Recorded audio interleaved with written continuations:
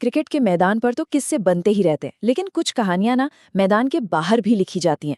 आज हम एक ऐसी ही कहानी की बात करने वाले हैं जब भारत के कप्तान सौरव गांगुली का सामना एक ऐसी चीज से हुआ जिसका कोई जवाब नहीं था। ये बात है 2002 के इंग्लैंड दौरे की और एक ऐसी रात की जिसे वो शायद ही कभी भूल पाए होंगे। सोचिए, एक थका हुआ खिलाड़ी, उसे तो बस आराम चाहिए होता है ना। लेकिन वो रात आराम की रात नहीं थी। नहीं, बिल्कुल नहीं। वो रात तो एक ऐसे खौफनाक अनुभव की गवाह बनी जो आज तक याद किया जाता है। तो क्या होता है जब खेल की दुनिया का एक दिग्गज एक सदियों पुरानी कहानी से टकरा जाता है? चलिए इसी सवाल का जवाब ढूंढते हैं और देखते हैं कि कैसे क्रिकेट का एक लीजेंड एक बहुत पुरानी लेजेंड का हिस्सा बन गया। तो बात शुरू होती है डरहम की एक बहुत ही ऐतिहासिक होटल से, जहां हमारी इंडियन टीम ठहरी हुई थी। पर जैसा कि बाद में पता चला, ये कोई मामूली होटल नहीं था। तो कहानी के सेंटर में कौन है? हमारे अपने दादा सौरव गांगुली। जगह थी डरहम का मशहूर लमली कैसल, और ये बात है साल 2002 की, जब इंडियन टीम इंग्लैंड के दौरे पर थी। पूरे दिन की जोरदार प्रैक्टिस के बाद जाहिर है गांगुली अपने कमरे में गहरी नींद में थे। उन्हें क्या पता था कि उस रात की खामोशी बहुत बुरी तरह टूटने वाली थी। और फिर जब हर तरफ सन्नाटा था, तब कुछ ऐसा हुआ जिसने उस शांत रात में हलचल मचा दी। हुआ ये कि आधी रात को अचानक बाथरूम से पानी चलने की बहुत तेज आवाज आने लगी। गांगुली की नींद खुली, वो उठकर देखने गए और जो देखा उससे वो हैरान रह गए। बाथरूम के सारे नल फुल स्पीड में खुले हुए थे। तो पहले तो उन्होंने सोचा कि चलो शायद कोई प्लम्बिंग की प्रॉब्लम होगी। उन्होंने नल बंद किए और वापस सोने चले गए। लेकिन कुछ ही देर बाद पानी चलने की वही आवाज फिर से गूंजने लगी, और इस बार सिर्फ हैरानी नहीं थी, अब थोड़ी बेचैनी भी होने लगी थी। लेकिन इस बार मामला सिर्फ पानी की आवाज तक नहीं रुका था।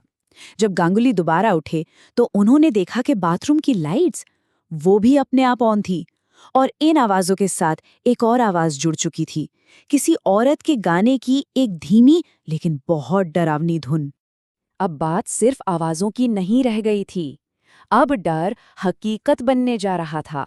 जो अब तक सिर्फ महसूस हो रहा था, वो अब आंखों के सामने आने वाला था। अब सोचिए कितनी हिम्मत जुटाई होगी उन्होंने। वो धीरे धीरे बाथरूम के दरवाजे की तरफ बढ़े, और तभी उनकी नजर पड़ी बाथरूम के पर्दों के पीछे कोई खड़ा था, एक अनजानी सी परछाई।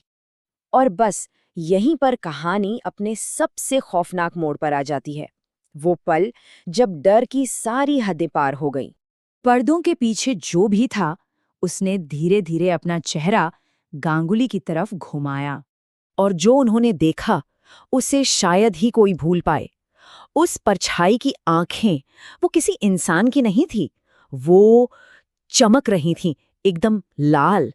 इससे पहले कि गांगुली कुछ समझ पाते या रिएक्ट कर पाते, एक झटके में पर्दे खुल गए और वहां कोई नहीं था। वो परछाई गायब हो चुकी थी, जैसे हवा में। कमरे की बत्तियां पागलों की तरह जलने बुझने लगी, और उस घुप अंधेरे में गांगुली को सिर्फ एक ही चीज दिख रही थी, हवा में तैरती हुई वो दो दहकती लाल आंखें। तो इस भयानक मंजर के बाद क्या हुआ, और सबसे बड़ा सवाल, ये सब था क्या? अब देखिए, मैदान पर बड़े से बड़े गेंदबाजों के छक्के छुड़ाने वाले हमारे कप्तान सौरव गांगुली उस रात इतना डर गए थे कि वो फौरन अपने कमरे से भागे, और बाकी की रात उन्होंने अपने टीममेट रॉबिन सिंह के कमरे में गुजारी। अगली सुबह जब उन्होंने टीम में किस्सा सुनाया, तब जाके इस पूरी पहेली से पर्दा उठा, और जो सच सामने आया वो इस घटना से भी ज्यादा डरावना था। तब उन्हें पता चला कि वो पहले इंसान नहीं थे जिसके साथ ऐसा हुआ है। लमली कैसल असल में प्रेतवादित यानी हॉन्टेड माना जाता है। कहते हैं कि वहां सदियों से लेडी लमली की आत्मा भटकती है, और गांगुली से पहले भी न जाने कितने लोग ठीक ऐसा ही खौफनाक अनुभव कर चुके थे। ये कहानी ना अपने पीछे एक सवाल छोड़ जाती है। जरा सोचिए, अगर कोई उस रात उस कमरे में होता और उसे वो अजीब अजीब आवाजें सुनाई देती, तो क्या वो दरवाजा खोलने की हिम्मत कर पाता, ये देखने के लिए कि आखिर पर्दों के पीछे कौन है?